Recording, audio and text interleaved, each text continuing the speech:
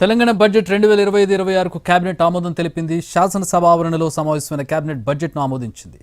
Deputy CM ఆర్థిక మంత్రి Bhatti Vikramarka budget ప్రతులను సీఎంకు స్పీకర్కు అందజేశారు. కాసేపట్లో భట్టి విక్రమార్క అసెంబ్లీలో బడ్జెట్ ప్రసంగాన్ని చదివి వినిపించనున్నారు. అటు శాసన మండలిలో Sridhar Babu budget ప్రవేశపెట్టనున్నారు.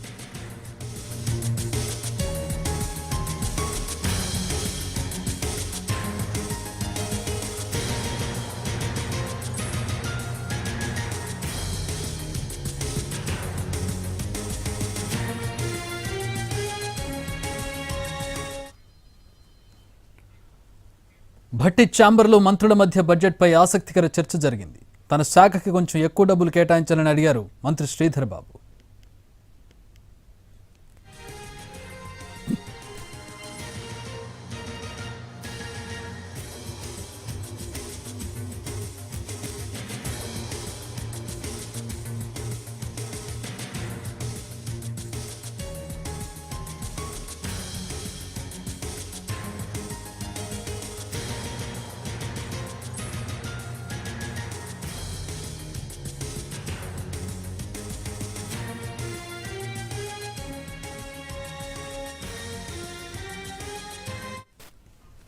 Telangana budget 2025-26కు cabinet ఆమోదం తెలిపింది.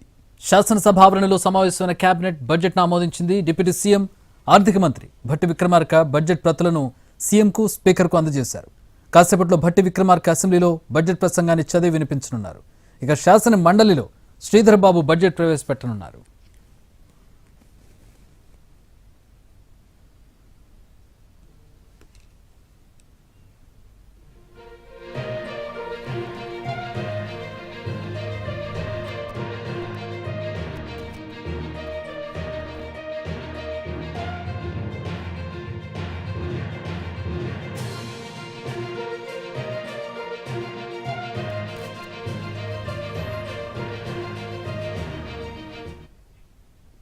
డిప్యూటీ సీఎం భట్టి విక్రమార్క బడ్జెట్ను ప్రవేశపెట్టనున్నారు. విద్య, వైద్యం, వ్యవసాయం, సంక్షేమమే ప్రాధాన్యాంశాలుగా ఉండనున్నట్టుగా తెలుస్తోంది.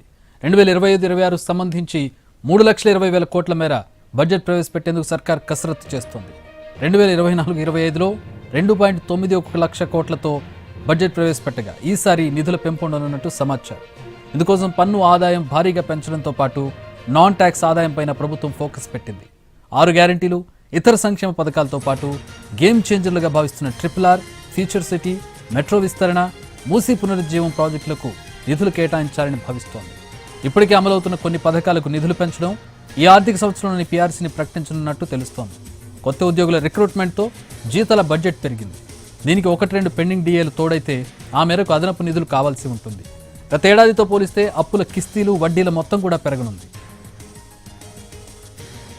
6 గ్యారంటీల్లో మిగిలిపోయిన స్కీమ్లను కొత్త ఆర్థిక సంవత్సరంలో పట్టాలెక్కించాలని ప్రభుత్వం భావిస్తోంది. ప్రస్తుతం 2,000గా ఉన్న ఆసరా పెన్షన్లను 3,000కు పెంచేలా అంచనాలు తయారు చేస్తోంది. దీంతో ప్రభుత్వంపై ఏటా 3-4,000 కోట్ల అదనపు భారం పడనుంది. మహాలక్ష్మి పథకానికి అర్హులైన మహిళలకు 2,500ను ఈ బడ్జెట్లో ప్రకటించే అవకాశం ఉంది. ఇటీవల ప్రకటించిన రాజీవ్ యువ వికాసం పథకానికి బడ్జెట్లో 6,000 కోట్ల కేటాయింపులు చేయనుంది. ఇందిరమ్మ ఇళ్లకు ప్రభుత్వం ఇచ్చే నిధులకు తోడు రాష్ట్ర ప్రభుత్వం సొంతగా 14,000 కోట్ల మేర కేటాయించనున్నట్టు తెలుస్తోంది. స్థానిక ఎన్నికలు రానుండడంతో అటు పంచాయతీలకు, ఇటు మున్సిపాలిటీలకు నిధులు కేటాయించనున్నట్టు సమాచారం. ఎస్సీలకు 18% నిధులు కేటాయించాలని సర్కార్ భావిస్తోంది. ఎస్సీలకు 54,000 కోట్లు కేటాయించనున్నట్టు తెలుస్తోంది.